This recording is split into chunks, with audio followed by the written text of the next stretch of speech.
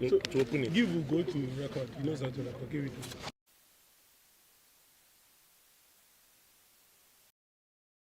I'm gonna give you the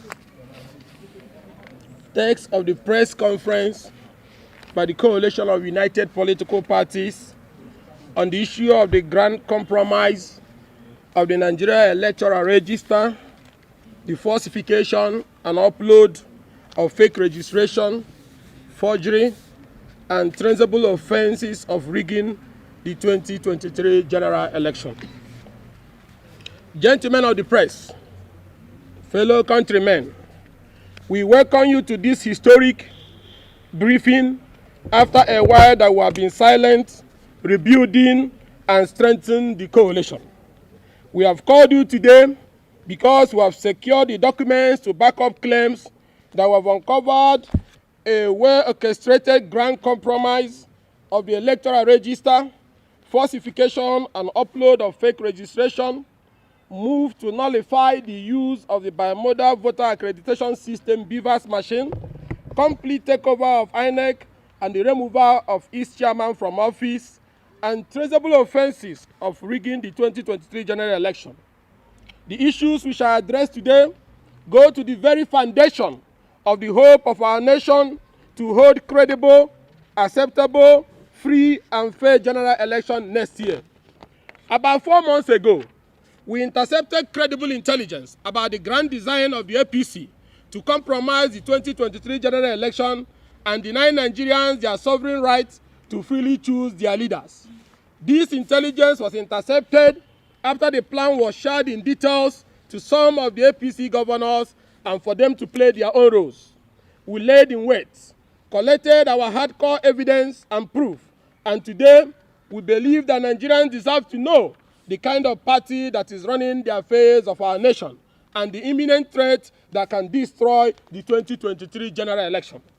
We are going to speak today on this compromise of the voter registration exercise, the secret court process to stop the use of BVAS for the 2023 general election, an advanced plot to cause leadership changes at the highest level of the Independent National Electoral Commission, INEC.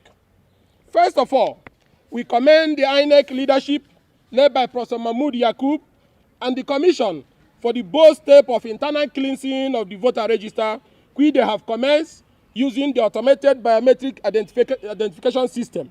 However, we state that the discovery we have made goes beyond the case of double registration.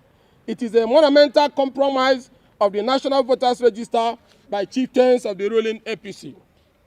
Gentlemen, during the just ended continuous voter registration exercise, from our intelligence, some of the APC control states had access, I repeat, had access to INEC registration machines and conducted their own registration process. This time, not with human beings, they used hundreds of thousands of computer-generated photos and faces, passport photographs, calendars, photo albums, and in fact, any human face they could lay their filthy hands on, including the country and including outside the country and especially Africa. They went as far as Jamaica, New Zealand, and Brazil to pick photos and names. Knowing that a day like this will come and the press will ask questions, we painstakingly and very carefully monitor these people as they had authority and approval from the highest level of political leadership. So I tell you, we have here documentary evidence to show you. We have here documentary evidence to show you that what these people have done.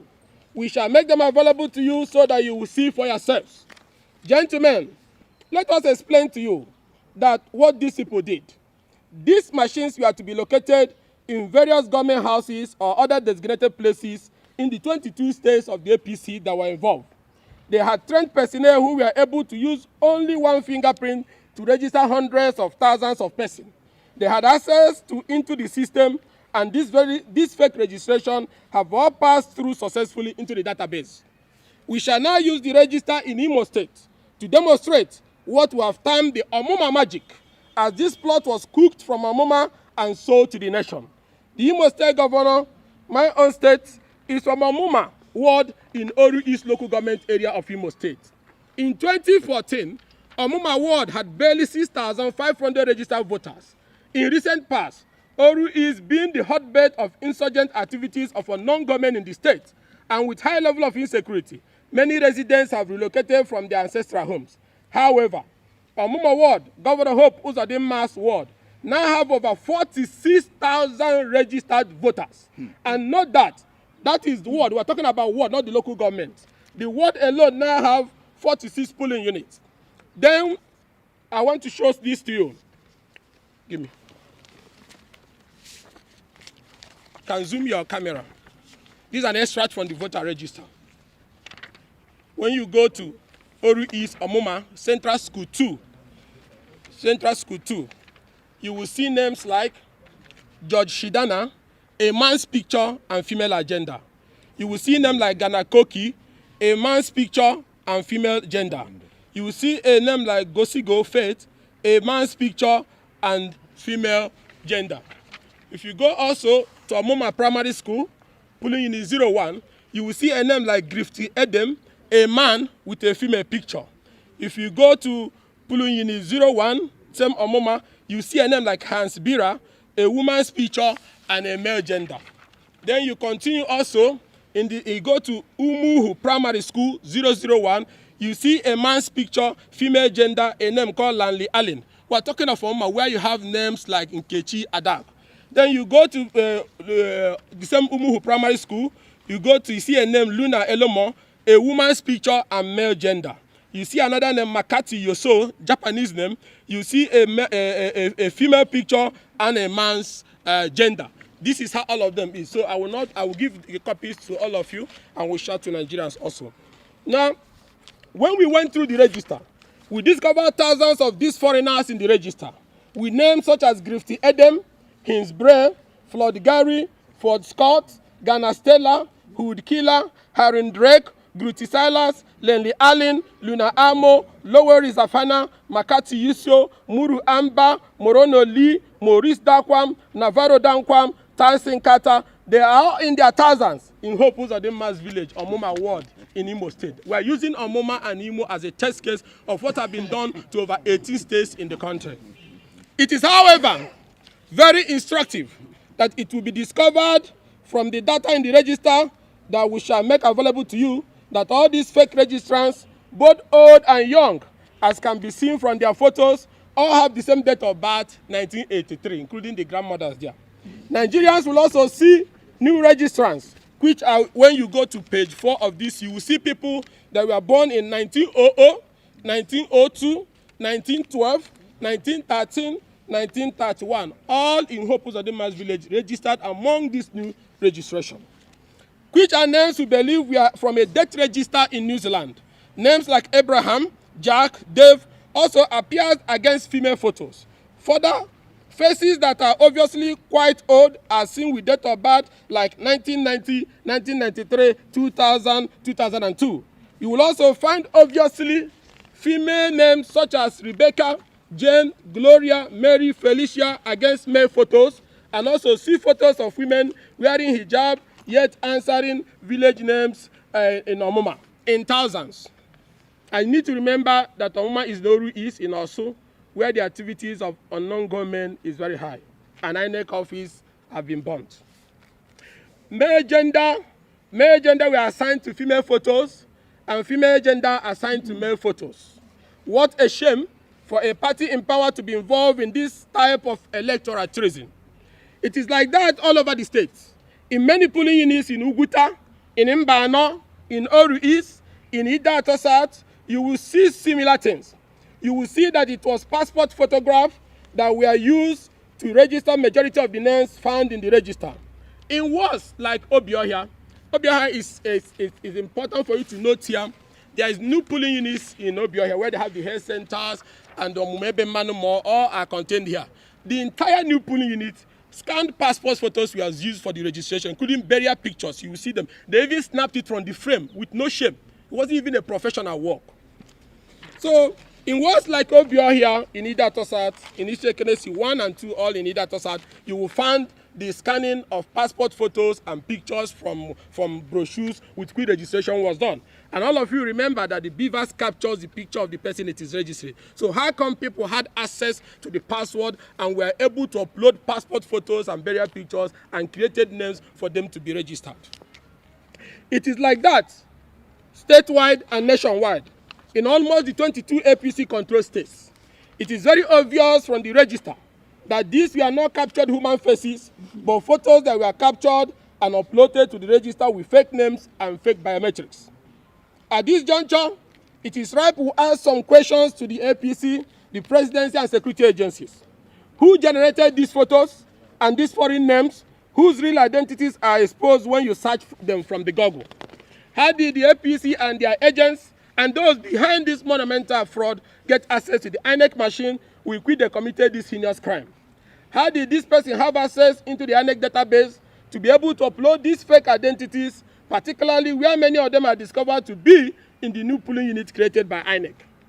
Furthermore, gentlemen, the coordinator of the illegal registration in Imo State, for instance, was a former INEC staff who was the head of the State Electoral Commission and who has now been promoted to a resident electoral commissioner nominee.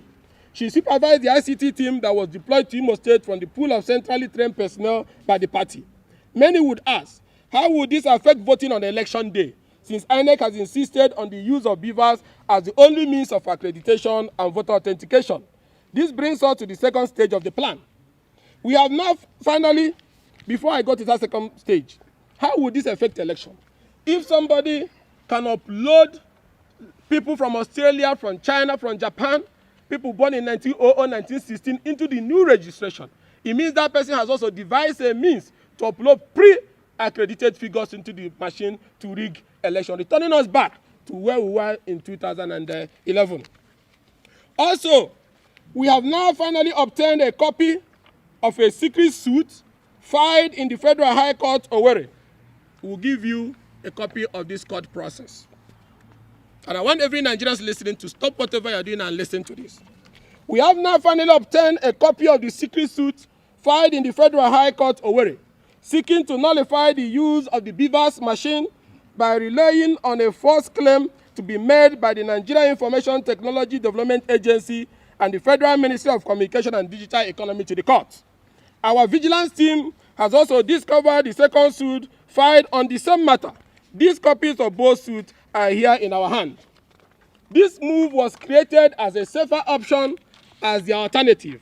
A more risky option is to preload the beavers machine with accreditation figures matching the numbers of the illegal registration and generating results in those areas. That is why you see hundreds of thousands of these fake names and registration were uploaded into the voter register. Note that this would happen in several of the new polling units which do not have human beings in the register. They would easily upload these results with little or no resistance. To make this work, gentlemen, you will recall that there are ongoing agitation by the civil society against resident electoral commissioner nominees who are partisan or associated with entrenched interests in the ruling party. These nominees are to make sure that this grand design goes through. All of them in the APC control states were nominated by their governors. Some are only better shielded than others. And have not been directly traced to the party. However, the rigging plot ensured that the party has full control of the ranks in their state and some other strategic states. Recall also that during the nomination for national commissioners of INEC, there were similar controversies, except for Mrs. Loretta Onochie, who was used as a decoy to distract the attention of Nigerians. Every other person passed through, including Professor Mohammed Sani Adam, who was severally sanctioned by the University of Jos for being a person of questionable character and who has lost the appeal of the Court of Appeal to obtain his sack from the university. The last leg of the plot is also to sack the Independent National Electoral Commission chairman, Professor Mahmoud Yakub, through the court. A plot that will be accomplished where the man insists or continues as an unbiased umpire. Nigerians, this is the last bridge to protect our democracy, which must not be broken. This should be the red line that this man must not be allowed to cross. We therefore call on the civil society, development partners, election observers, the media, and indeed all men of goodwill to stand up and stand with us and defend Nigerian democracy.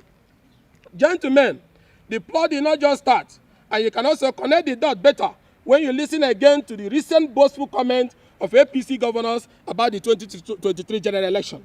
Most recently, APC governors of Gombe, Kogi, and Plateau has claimed electoral victory for the APC, even when such reasons to make Nigerians to vote for the APC are totally absent. The only reason for their boastful comment is because they are not unaware. The only reason for their boastful comment is because they are not unaware that their plans to massively and technically rig the election have been discovered. We hereby call on INEC to reassure Nigerians that the election have not already been determined. We demand that the Commission makes categorical commitment towards the protection of the sanctity of the ballot and restore the confidence of the Nigerian people in the electoral process. Key issues that must be noted here, which is important. Not only the Commission cleaning the voter register, but the Commission must explain to Nigerians, and not only explaining, arrest the officers of INEC who release the passcode of the, because every beavers has a passcode assigned to somebody. If every beavers have a passcode with which you will sign in before you upload, whose beavers was used to upload these Italian and Zimbabweans names into the register?